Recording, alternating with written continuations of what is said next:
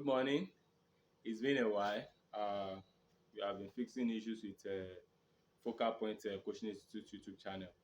We thank God for it. It's now a better one now. Um, Today is physics, and what we are going to be doing in Tamamashi is a mathematical representation of wave. Now let's consider a particular wave that is moving in a sinusoidal manner.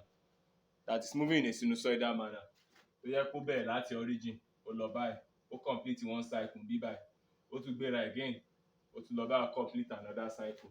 Gbogbo àwọn nǹkan tá a ti mọ̀ nípa wave, the distance, these are the crest, that is the power, the maximum point tí wave máa ń dé.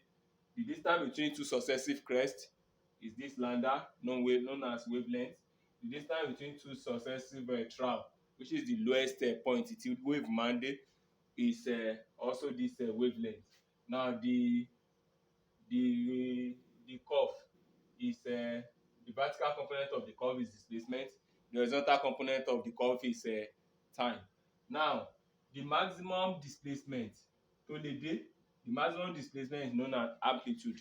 But now if there is a particular wave, ṣé àwọn kí mo sọ pé it's going in a sinusoidal form. Now a máa lọ sókè, a máa lọ ìsàlẹ̀.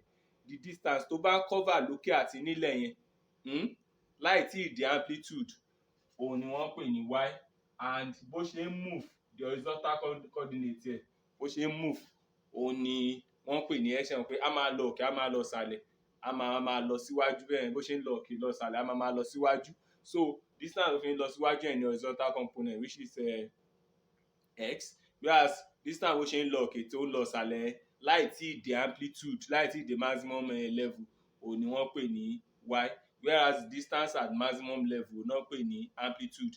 Òun làwọn àwọn náà máa ń pè ní maximum displacement.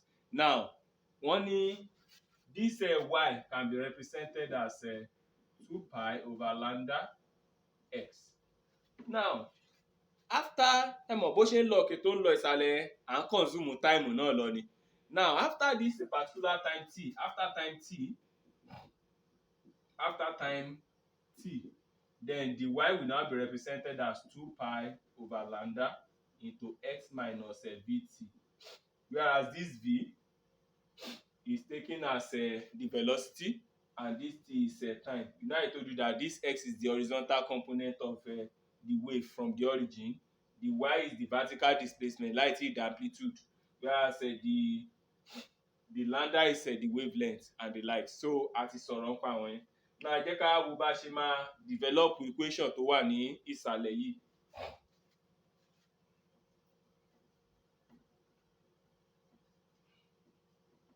Now if we expand it, we can say that y is equal to 2 pi x over lambda minus 2 pi vt over lambda. But ṣá mọ̀ pé equation wave nígbà yẹn, they say that v is equal to what? F lambda. So a lè kọ́kọ́ lo equation yìí báyìí pé òun ni. A tún lè develop nǹkan kan pé v is equal to F lambda, and we now say y is equal to 2 pi x over lambda is equal to minus 2 pi.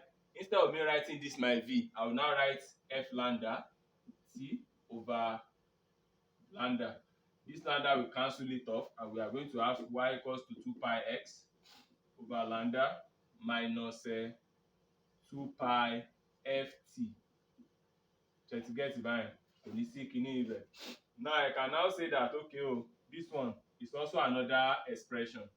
Mo tún lè go further kí n sọ pé but omega is equal to what? 2 pi f. Now 2 pi f ti wà bí báyìí. Mo lè sọ pé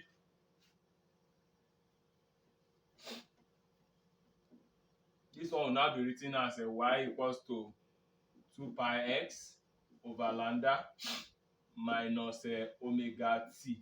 So to get it báyìí, another expression ni ó di expression bíi mẹ́ta báyìí tá ti give báyìí.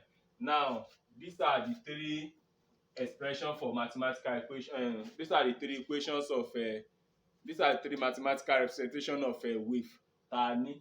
Now let's go straight to some example bó ṣe máa ń solve àwọn example kọ̀ọ̀kan wà níbí báyìí. Wọ́n ní a plane progressive wave is represented by the equation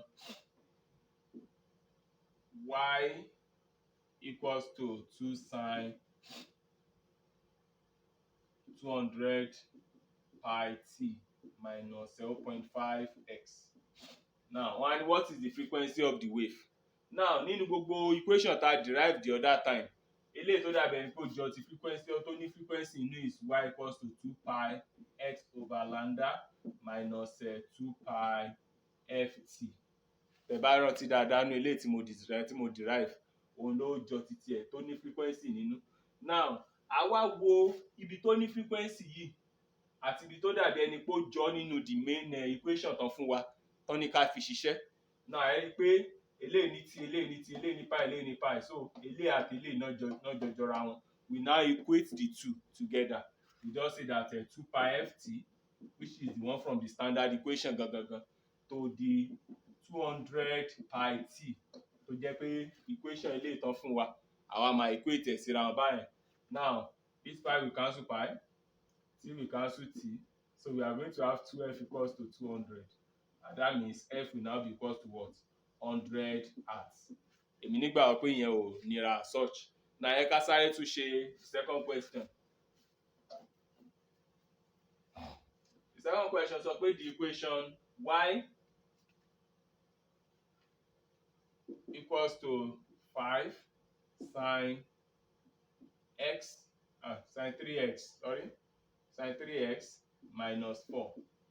Now, bàbá ní ká wò dáadáa, ẹ ká wò àwọn wọ́n ní calculate the frequency just like the one eléyìí tó ní frequency is 2 pi x over lambda minus 2 pi ft. So if that is the case, I can get that one. If I get that frequency, I can equate this. Màá equate eléyìí. 3x ò ṣeé mú torí òun ló jọ eléyìí.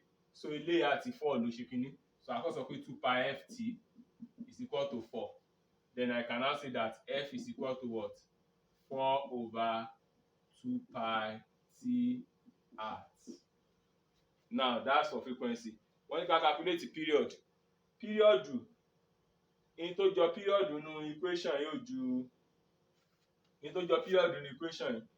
Oh, no, kò sí nǹkan tó jẹ́ period, but a lè sọ pé t is equal to what? 1 over f, which is the period. Period is 1 over f. That's the 1 over frequency. Now, that will now be, therefore, if f is this, then period will now be what?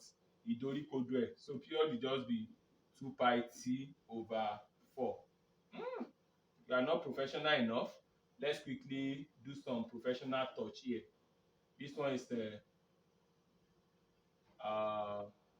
here 1, 4 here 2. So this one will be 2 over pi t hertz. Yes. So we are more professional like that. Now, ẹ ká wo bá ṣe máa ṣe period. Period will now be what? Since we have 2 over pi t hertz, then period will now be t is equal to 1 over f. Then we can now have our period to be pi t over 2 seconds. So a máa dorí ẹ̀ kodò ní láti lè get period. Ètò wà nísàlẹ̀ á wà lókè, ètò wà lókè á wà nísàlẹ̀. That's just it. Now, ẹ ká wo the last one tán sọ pé ká ṣe, wọ́n ní ká wá speed. Eléyìí tó jọ speed inú kíní is 2 pi x over t minus 2 pi vt all over 2 pi x over lambda minus 2 pi vt over lambda. Now, since the pé speed náà ní ká calculate, ó mean pé eléyìí la máa lò náà nìyẹn still. You can say that 2 pi v over t all over lambda equals to 4. Now, what do we do? We will not even stress ourselves. Since we have our f is what? Our f is 2 over pi t. Then you can say v is equal to f lambda. Ní láti dá láàmú. A lè sọ pé 2 pi over a lè sọ pé 2 over pi t. Sorry. I lè sọ pé 2 over pi t times lambda, and that's what? 2 lambda over pi t meter per second. So bóun ṣe máa lọ ti ẹni 2 lambda over pi t meter per second, because v is equal to f lambda. I hope you find the video so interesting. If yes, please like our video, subscribe to our channel, and make comments when necessary. We honor your comments, both positive and negative. Thank you so much. God bless you.